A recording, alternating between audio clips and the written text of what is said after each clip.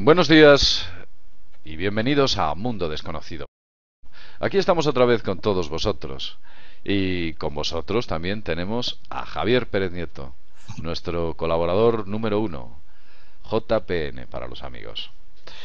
Javier, hay un tema que la gente está reclamando a voces que hablemos. Y no es otro más que en la situación política actual. Recortes, reformas, modificaciones, privatizaciones, a pagar más por lo que antes no pagábamos, aumentar los impuestos, aumentar todas las tasas, todo ese dinero que están recaudando a los ciudadanos para pagar una deuda que jamás será liquidada. Nos damos cuenta que nuestros políticos están obrando contra aquellos que los votaron. Entonces, para hacer eso tienen que existir poderosas fuerzas que están obligando a estos políticos a hacerlo. Vamos a empezar desde atrás. Y cuando digo desde atrás es ¿qué está a la cabeza? ¿Qué crees tú que está en la cima de toda esta estructura social que hincó a los gobernantes a obrar contra sus ciudadanos? ¿Qué opinas de todo esto, Javier? Pues hombre, yo opino que realmente es evidente que, bueno, estamos sufriendo una situación que pueda ser producto de ciertas cosas, pero que no obedece, o podemos decir que realmente estos que creemos que eligen y designan las medidas que tenemos que tomar realmente son, vamos a decir, vasallos o títeres o marionetas de a un poder superior que, si bien por su superioridad, o sea, es decir, por encontrarse más elevado del plano en el que nosotros estamos, pues nuestra perspectiva no atina a atinar, pero, y valga la redundancia, pero creo que es así, o sea, que existe un poder mayor que el que vemos y que es el que está llevando a cabo pues este proceso de realmente desnaturalización del individuo y de la sociedad, claro. Verás, con el final de la Segunda Guerra Mundial, existieron unos años de bonanza, unos años de recuperación. Como bien sabes, y si conoces un poco la historia, que sé que así es, después de las grandes guerras vienen las grandes reconstrucciones y la bonanza económica, porque comienzas de cero, edificas, creas, etcétera. Después de la Segunda Guerra Mundial se produjo el llamado milagro alemán y en Estados Unidos hubo un gran florecimiento económico. En el resto de Europa hubo también un importante crecimiento. Todo esto duró hasta principios de los años 60 o mediados de los años 60. En ese punto se llegó a una cima en cuanto a lo que fueron prestaciones sociales, digamos que todos los servicios que el Estado daba al ciudadano consiguieron llegar a un techo en el año aproximadamente 1965. Si bien es cierto que España, debido a su desvinculación de lo que es el patrón político europeo que existía hasta entonces, ya que se vivía en un régimen,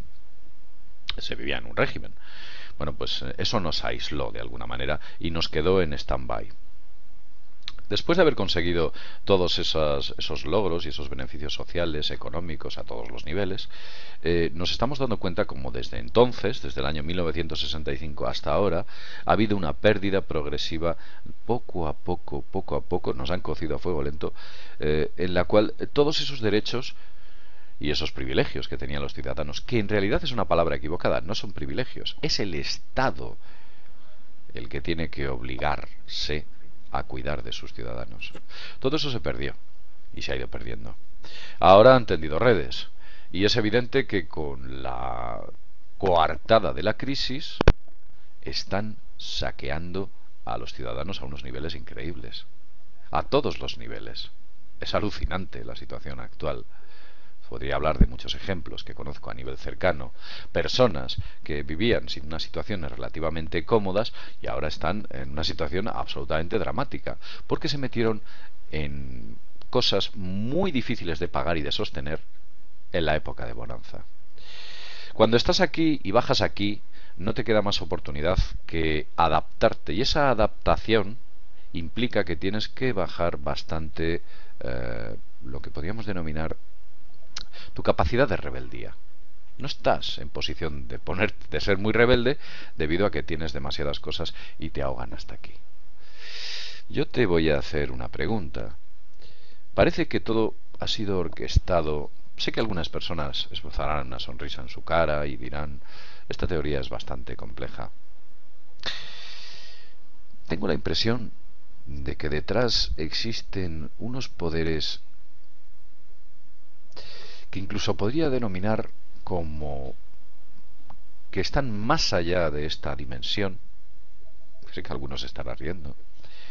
Que están controlando la cima oligárquica de este mundo y jerárquicamente están ejecutando unas órdenes para que nosotros seamos más esclavos.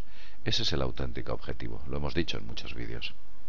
¿Tú por qué crees que están haciendo esto? ¿Crees que es para esclavizarnos o sencillamente lo hacen por nuestro bien, como dicen en muchas ocasiones?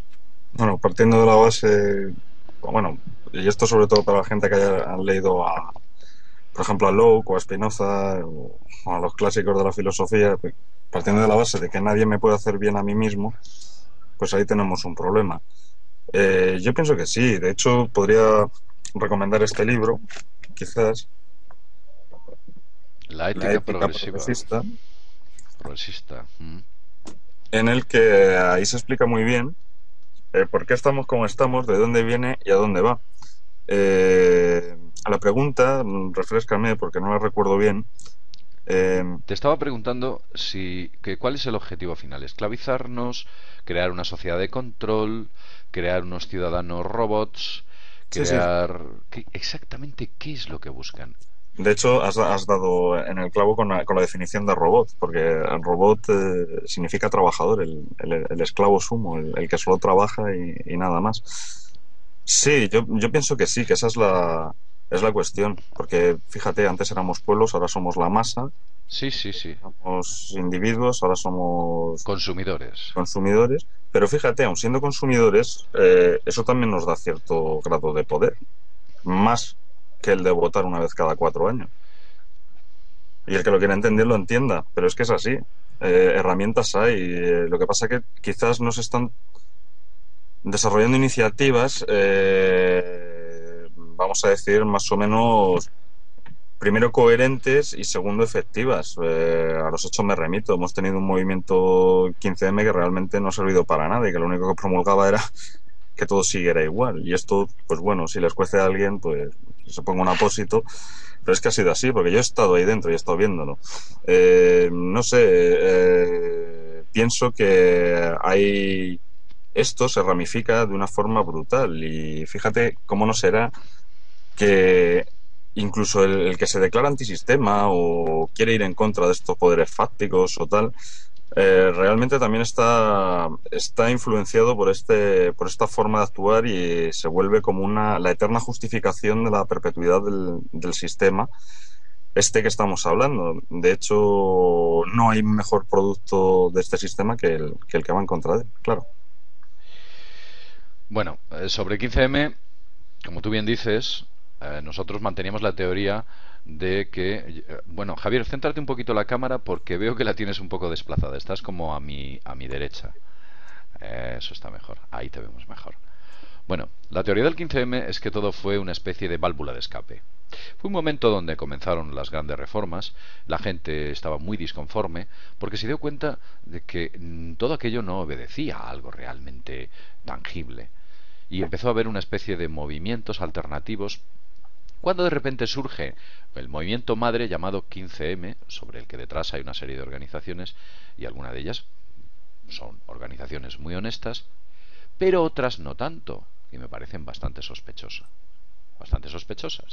Y el que ha estado como tú en el 15M, sabes que algunas de esas organizaciones, bueno, pues no dan un tufillo muy bueno. Pero en realidad, cuando estamos hablando de todas estas reformas, que las que vienen en el Estado español son duras, fíjate cómo está la cosa. Pretenden, creo que liquidar a 100.000 funcionarios. ¿Esa es la cifra, Javier? Sí, aproximadamente, porque luego es mayor, porque luego están los que, por ejemplo, no son funcionarios, pero que también entran dentro de lo que es trabajar para el Estado. Por ejemplo, el sector laboral dentro de los trabajadores estatales. El IVA reducido, que es un impuesto, creo que lo van a subir al 18, me parece. Ujú. O tienen previsto hacer una subida del IVA tremenda. Imagínate. Eso afecta directamente al consumidor, un alto porcentaje. Tienen previsto hacer una subida del gas. El gas, la bombona de butano, también ha subido. La bombona de butano es muy simbólica, porque en muchos sitios donde nos llegan las canalizaciones de gas natural, la bombona de butano es muy importante. En pueblos o familias cuyos recursos económicos no son muy fuertes, necesitan esa bombona de butano. Y ha subido bastante. Ha subido bastante también el gas y los hidrocarburos, aunque algunos vean que cuando echan gasolina les cuesta un poquito menos, que no se lleven a engaño, porque esto es un paso hacia atrás para coger impulso. ¿De acuerdo? A todos los niveles tienen previsto incluso generar una modificación de las prestaciones de desempleo. Importante. Se habla que la prestación máxima, que actualmente era de 2 años, pasará a 15 meses o 12 meses o 18 meses.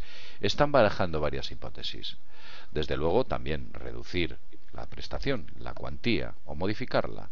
También tienen previsto congelar las pensiones. La congelación de las pensiones es una bajada encubierta. En realidad están bajando, están haciendo una reducción. Y hay gente anciana y gente mayor que vive con muy poquito dinero. Tiene que subsistir esa vejez que tiene con muy pocos recursos económicos. Y otra cosa también importante, es que hay muchas. Los medicamentos, y creo que la lista son 420 medicamentos o 420 y pico medicamentos, que antes el médico de cabecera te los prescribía con total naturalidad y eran medicamentos de uso común, ahora se va a pagar por ellos.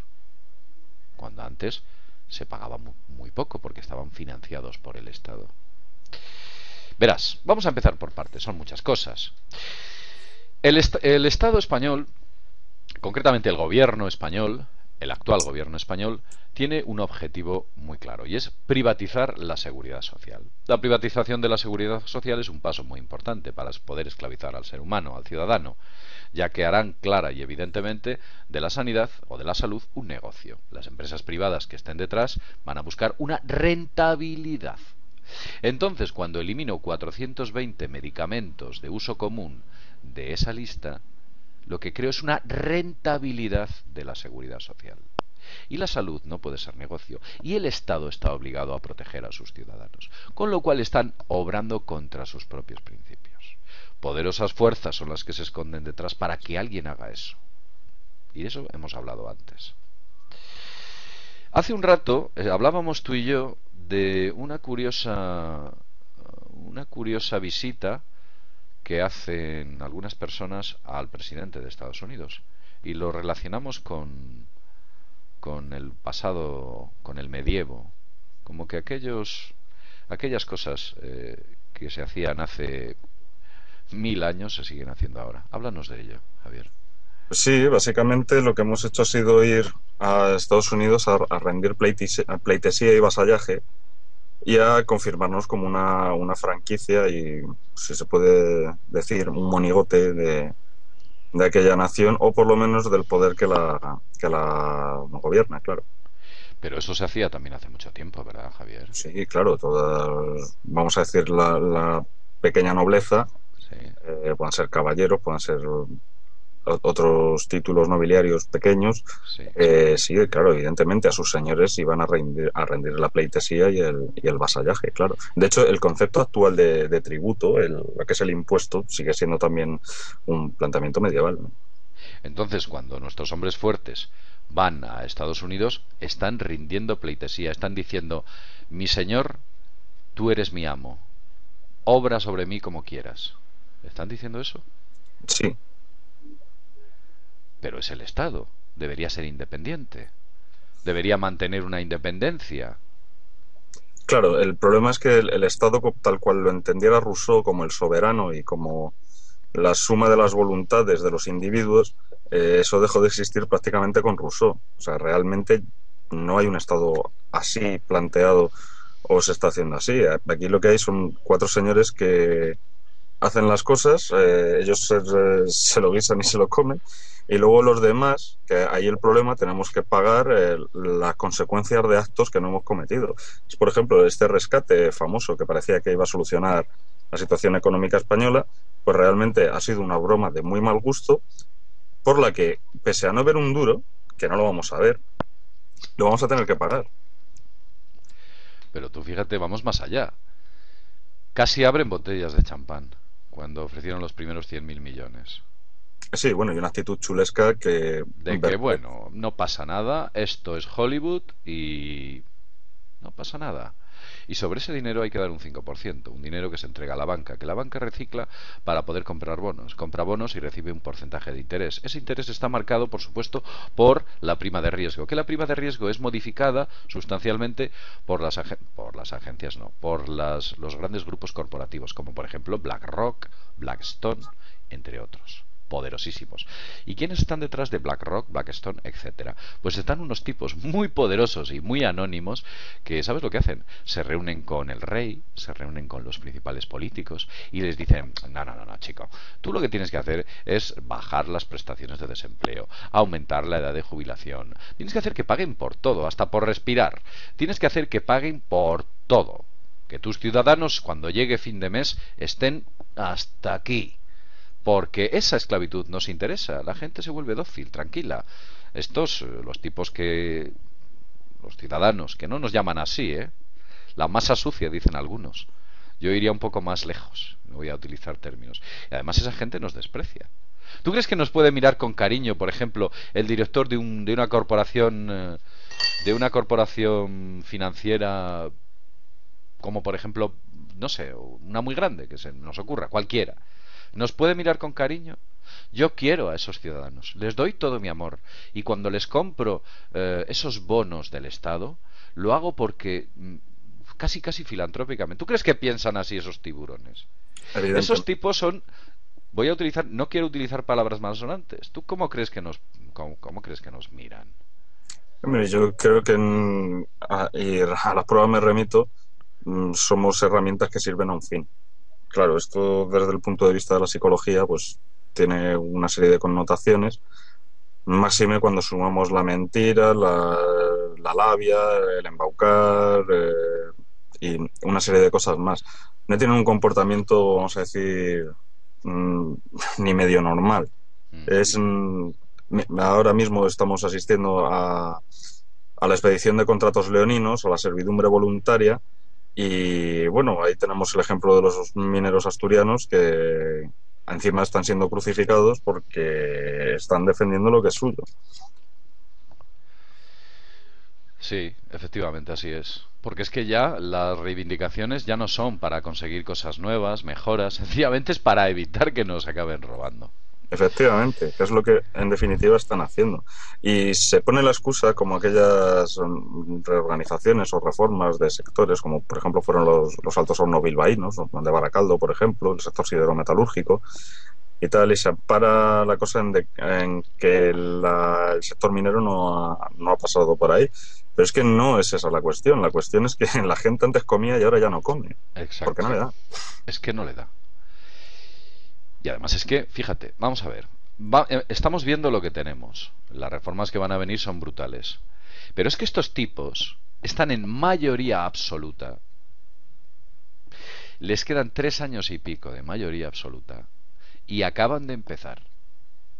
Bueno, les quedarán 3 años si no se produce una hecatombe como parece que va a ser, porque esto va a explotar por algún lado y vamos, a mí me extraña que no se hayan pedido ya dimisiones y cabezas en bandeja de plata, Bueno, a la bíblica expresión. hubo un político español que dijo que la capacidad de sufrimiento del español es muy grande. Y nos pueden llevar hasta un límite muy lejano, ¿eh? Créeme. Nos pueden llevar a sitios donde no ni conocemos. Fíjate, van a aumentar las tasas de vuelo. Si tú sacas un billete de vuelo, va a valer más dinero. Pero van a sacar una ley que va a ser con efectos retroactivos casi desde enero. O sea, si tú tienes ya el billete, tendrás que pagar para estas vacaciones o volver a pagar por él. Están llegando a unos límites que realmente resultan surrealistas. Nos están robando. Otra cosa más. Y esto no lo analiza la gente. ¿Te has dado cuenta que últimamente están diciendo, oh, vamos a subir la velocidad máxima en las autovías a 130 kilómetros por hora y la vamos a bajar en las nacionales a 90? ¿Tú sabes por qué hacen eso? Son muy Me astutos lo estos puedo tipos. imaginar por el incremento de consumo en autovía y por la falta de rendimiento en autovía. No, no, no, no, no, no, no, no, no. Van a hacer que paguemos por circular por las autovías. Entonces, si a las autovías las vuelves jugosas, que puedes ir más rápido, y a las nacionales las destruyes la poca versatilidad que tienes y les bajas la velocidad, ¿tú qué harías? ¿Por dónde vas? Por una Claro, autovía, ¿verdad? Porque vas a 130 y en una nacional vas a 40. Eso significa un 40, un 50% más lento, un 30, lo que sea. Y eso es dinero, sobre todo en el transporte. Lo que están haciendo es rentabilizar y preparar el camino para un próximo impuesto por pasar y circular por las autovías. Aviso, pondrán arcos en las autovías llenos de cámaras que grabarán tu matrícula y te vendrá el cargo. Acordaos de esto, porque va a ser así. Y costará dinero. Y en España hay muchas autovías que fueron financiadas, ¿sabes con qué? con el dinero que salía de mis costillas, por ejemplo. Por ejemplo, con el de tus costillas, el de las mías y el de todos aquellos que están viendo nuestros vídeos.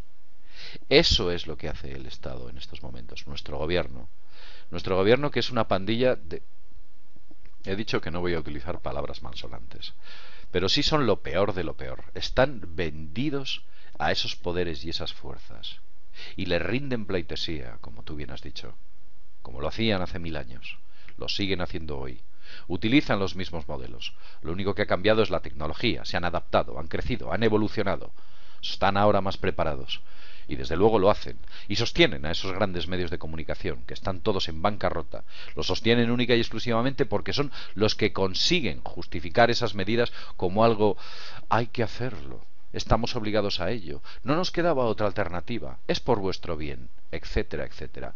No es por nuestro bien. Hay más alternativas. Siempre hay opción y siempre hay alternativa. Y desde luego no se están tomando esas alternativas. Se están tomando alternativas que sirven muy bien a esos poderes y esos intereses económicos que hay detrás. ¿Y tú sabes cuáles son? Todos los conocemos. ¿Dónde acaban los políticos? ¿Dónde acaban, Javier? Acaban Claro, en las... ¿Dónde acaban? esa es la cuestión, que nosotros vemos el problema desde el punto de vista que a nosotros nos toca, pero como desconocemos el objetivo que a ellos les mueve, quizás ellos para sí mismos estén actuando estupendísimamente, pero están creando una serie de efectos colaterales que no son para nada deseables. Mira, hasta el peor de los dictadores, yo qué sé, Pol Pot, o podemos hablar de Pinochet, o podemos hablar de Hitler, cuando mataban indiscriminadamente o discriminadamente a ciertas personas, ellos estaban convencidos de que estaban haciendo lo correcto. Sí, ¿A que sí? efectivamente. Sí, ¿Mm? Convencidos. Esto lo hacemos porque hay que hacerlo. Es lo correcto. Y punto.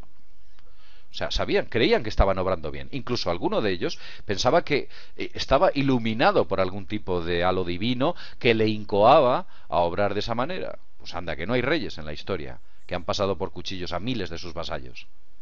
Y creían que estaban haciendo lo correcto. Hoy en día ocurre lo mismo con los hombres fuertes que están en el gobierno. Están destruyendo el bienestar de sus ciudadanos y creen que están haciendo lo correcto y pretenden justificárnoslo diciendo eso de es por vuestro bien, no queda otra solución, no podemos hacer otra cosa, estamos obligados, tenemos órdenes de Europa. En realidad es órdenes del Deutsche Bank, o órdenes de Merkel, o órdenes de Estados Unidos, o órdenes de cualquier país, porque nosotros orbitamos sobre esos países que desde luego son el auténtico imperio que reina en estos momentos.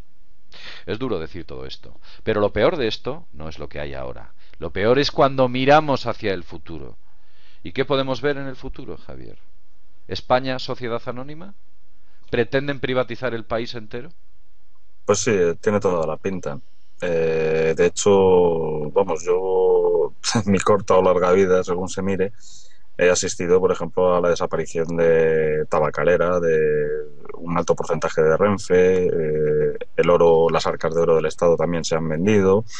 y un montón de cosas más que al final han acabado siendo privatizadas. Loterías y apuestas del Estado, Por también, por ejemplo, ejemplo, eso, CAMSA, que ahora es exacto. Repsol, por Eso, ejemplo, Telefónica, que antes también era de España, por ejemplo, los puertos, toda esa infraestructura también que había de construcción de barcos, astilleros, toda la infraestructura que económicamente sostenía el país porque eran monopolios del Estado, se han vendido a esos intereses que están detrás. Y los políticos evidentemente acaban detrás de esas industrias. Lo único que están haciendo es como el labrador cuando abona un terreno y luego lo siembra. Están sembrando el camino, se están preparando el camino para acabar en esos sitios como consejeros. Consejeros que muy dudosamente trabajen un día a la semana o un día al mes. Una mera reunión y un gran cheque a fin de mes. Sencillamente por los servicios prestados a lo largo de los años que estuvieron dentro de la política. Y quién sabe lo que hay detrás. ¿Cuánto se llevarán? ¿Dónde acabará todos esos miles de millones que parece que no cuadran en las cuentas de los bancos? Bancos que financian a partidos políticos y también a sindicatos. ¿Qué demonios? ¿Dónde están esos miles de millones? La gente se pregunta ¿cómo es posible que haya un agujero? No, la pregunta es ¿dónde está ese dinero? ¿Por qué no sacan esas cuentas? Las cuelgan de una página web y dicen mirad, esto es lo que hay por cada banco. Esto es lo que debería haber y esto es lo que realmente hay. Y esta diferencia de 100, 200.000, 60.000 millones, no sabemos dónde está. O quizás algún político sí sabe dónde está. O tal vez algún banco.